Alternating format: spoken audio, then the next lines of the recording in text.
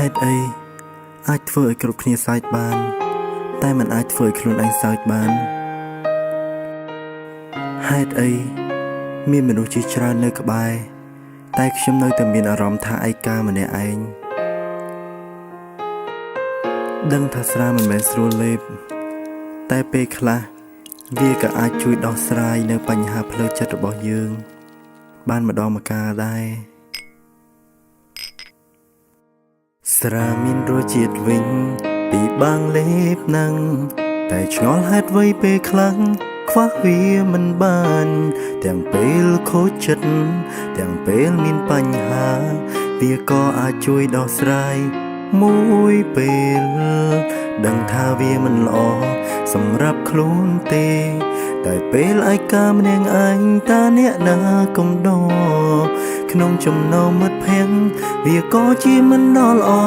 តែកុំដកខ្ញុំខូចចិត្តក្រុមពេល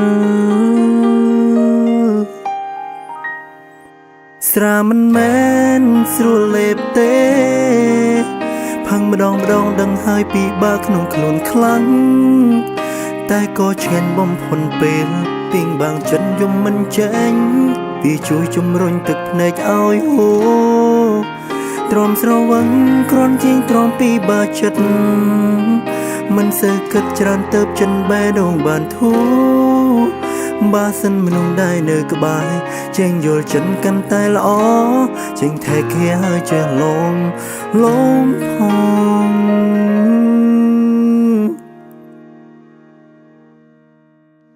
បន្លប់អារម្មណ៍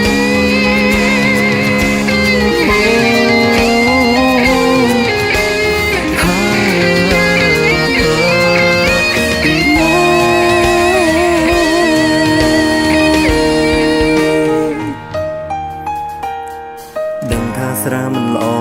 សម្រាប់ខ្លួនទេតែពេលឯកាម្នាក់ឯងតាអ្នកដើរកំដ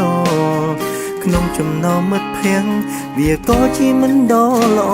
តែកុំដកខ្ញុំខូចចិត្តក្រុមពេលស្រាមិនមែនស្រួលលេបទេ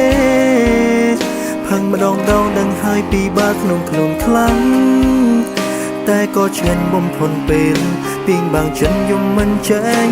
វាជួយជំរុញទឹកភ្នែកឲ្យហូរទ្រាំស្រវឹងគ្រាន់ជាងទ្រាំពីបាចិត្តមិនសូវគិតច្រើនទៅចិត្តបេះដូងបានធូរបើសិនមនុស្សដែលនៅក្បែរចេញយល់ចិនកាន់តែល្អចេញថែគេឲ្យចេះលងផងស្រាមិនមែនស្រួលលេបទេផឹងម្ដងដឹងហើយពីបាក្នុងខ្លួនខ្លាំងតែក៏ឈានបំផុនពេលពីងបាងចិនយំមិនចេញ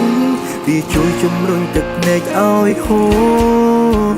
ទ្រាំស្រវឹងគ្រាន់ជាងទ្រាំពីបាចិត្ត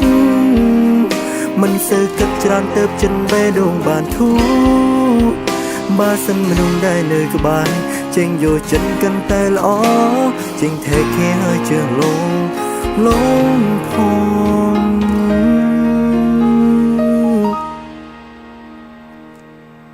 បន្លប់អារម្មណ៍